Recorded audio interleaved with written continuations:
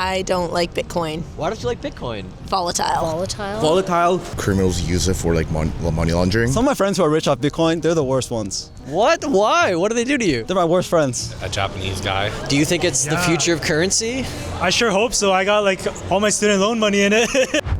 I don't trust it. I don't know. I think it's definitely the future. It's like digital gold. To be honest, I have no idea what that, I don't really know anything about Bitcoin. Today, I'm asking students at Canada's #1 finance school what they know about Bitcoin. Why? Because these future spreadsheet athletes are about to inherit $72 trillion of boomer wealth over the next 10 to 20 years. And 38% of them say they're gonna buy some Bitcoin with it. So naturally, I thought that they'd understand Bitcoin better than anyone else. But after what I heard, yeah, I don't think that we're ready for what's about to come next. Have you ever thought or considered investing in Bitcoin? No. No. What would you rather have, $10,000 or 1 Bitcoin? Probably take the Bitcoin and then sell it and go S&P 500. You would sell the Bitcoin for S&P 500? Maybe. Oh man, the Bitcoiners watching are not gonna be happy about that. You do not sell your Bitcoin. Would you ever consider investing in Bitcoin? Maybe like $10. Why only $10? It seems more like gambling than investment to me, so. No country is willing to give up their own currency in favor of Bitcoin. Being able to control your currency is one of the greatest powers a country has. I know it's down now, but it's silly because I saw people posting online or just complaining like, oh, I should have bought Bitcoin when it was down. Now it's down and people aren't buying. What do you know about Bitcoin? Well, there was a whole thing back in 2020. It was like decentralized banking and currency. What do you know about Bitcoin? That the stocks for it, I think, blew up a couple years ago. I think it's definitely the future. If you want to move $100 million, you want to move gold, you need like private security, all this. But you can, with Bitcoin, you can send it instantaneously, right? I think it's cool. I think it's interesting. I think it's new. You know, relatively new. Yeah. I don't really understand why mining needs to happen. Like all this code, whatever. Like.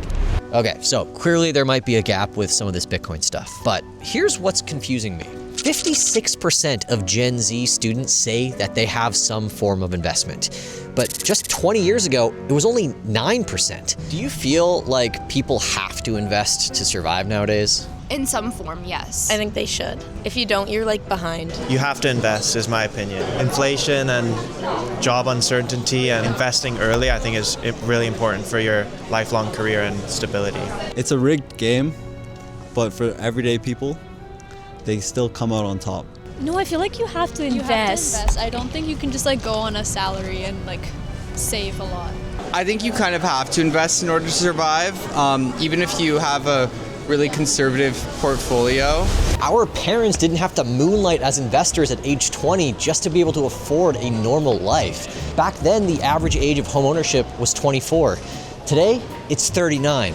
Gen Z and finance students in particular are now turning to stocks, Bitcoin, ETFs, because they feel like they have to. So if investing isn't optional anymore, is anyone teaching them why it became mandatory? What do you feel backs the dollar? It's just trust, right?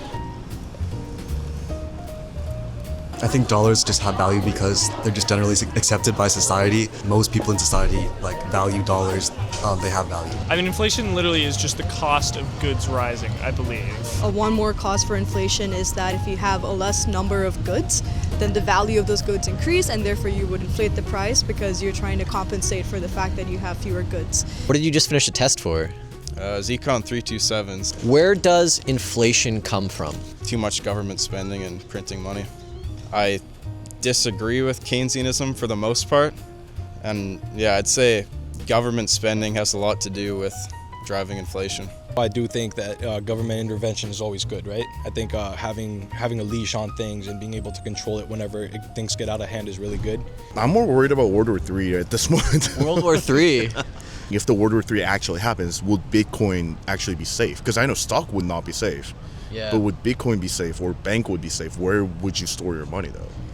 These students clearly feel the pressure to invest in something. They know that something is not working. But when I ask them basic questions about why or how did we get here? Where does inflation come from? What is money backed by? Most have no idea. You know that the dollar has lost 96% of its purchasing power since these schools started teaching economics? We're basically using monopoly money at this point.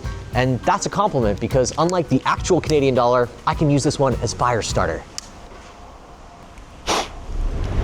And now, Bitcoin's entering this whole money and investing conversation. Whether you love it or hate it, 38% of Gen Z says that they're gonna be buying some over the next 2 years. Somewhere on this campus is a professor who literally teaches this stuff and also happens to have his own Bitcoin podcast. So, we're gonna find him because if there's anyone that can explain why none of this is adding up, it's probably that guy.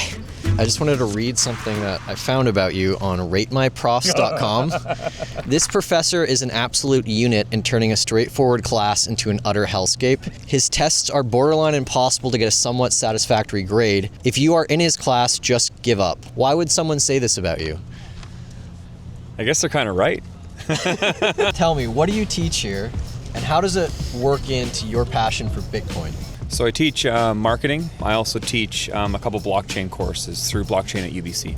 What I really try to understand in my marketing classes is the communication of value. Bitcoin is fundamentally trying to capture and maybe redistribute or re-understand or develop a new way of thinking when it comes to the transfer of value.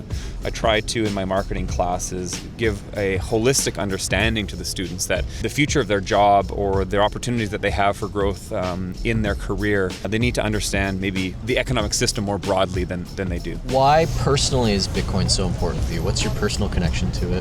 Through the financial crisis in 2008, I started to explore gold, and Peter Schiff became something I was reading, and it made sense to me. I started to capture this idea of freedom and independence and sovereignty, but there wasn't really a good way to look at the system for repair. And then one day, in 2017, I saw a headline and I started to try to explore Bitcoin a little bit. I've been asking a lot of students here, specifically finance students and business students, about Bitcoin, and it feels like they haven't really studied it much, and I'm kind of wondering from your perspective, do you think this is just being forgotten about in the school system, or is there an attempt to kind of almost not include this stuff in curriculums? There's certainly very little interest to introduce Austrian economics into traditional university education, and that's a comment globally. And I think the challenge that we face is that in order to build an understanding around Austrian economics, you have to really fight against the societal norms. You have to be the outlier. Should they be putting some of their money or looking at Bitcoin seriously? I think one of the most important things that students can do is to be open-minded and to take risks. In order to learn Bitcoin, you have to do the work. You have to put in the time, and you need to be listening to podcasts and reading books. You mentioned that students should listen to a podcast. You have a podcast. Oh. Is that a conflict of interest? It's not a conflict of interest. Don't buy it blindly, but also don't not buy it because you heard some pundit on the news or some person say that they got scammed or the price went down or whatever kind of FUD that they throw out there. Build your own understanding and your experience, and I think you'll be handsomely rewarded for that over the long term. Look, here's what they're not telling you in orientation. You're being sold the same degree equals job promise that your parents got. Except in 2025, youth unemployment is worse than what it was in the 2008 recession. If you could be king for a day and try and fix the situation we have, what's one change you could make to the economy? Personally, I feel like I'd open up more opportunity for jobs in the workplace. It's the worst job market in recent history. No one is able to land any jobs, unemployed and everything. It's terrible right now. There are people who are graduating from universities with bachelor's degrees, and they're still working minimum wage jobs. The days of just graduating with a bachelor's and whatever and getting a motorhome cabin and a car, I think, are over.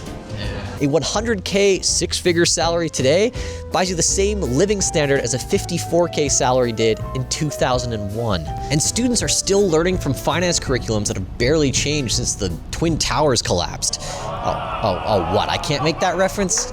Anyways, if you're going to school right now, you have something that most of us don't. Something probably even more scarce than Bitcoin.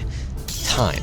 time to learn something that they won't teach you in school. Time to build conviction while everyone else still thinks that this is okay. I'd be willing to bet that Bitcoin will still exist in 2075 more than the dollar being worth 10% of what it is today 50 years from now. And that's why I've partnered with 2 companies that'll help you invest and keep your Bitcoin for 50 years. This is the Blockstream Jade Plus. It's basically like a physical vault for your Bitcoin. The reason that I like it and use it is because both its software and its hardware is 100% open source. So every line of code, every microchip is public, verifiable, and auditable. It also pairs with their Blockstream app, so it makes storing your Bitcoin easier than the first question on your Econ 101 exam. If you've been thinking about getting Bitcoin and don't know where to start, I definitely recommend picking one of these up. They're also hosting a Black Friday sale from now until Christmas, so you can get 21% off, plus an extra 5% off if you use my code EXIT. Oh yeah, and if you are buying Bitcoin, you have to make sure that your seed phrases and backups are stored properly. Keeping it on paper or the Notes app is basically like an invitation for house fires and hackers. That's why I like CryptoSteel. It's a solid metal lettering system that is heat-proof, corrosion-proof,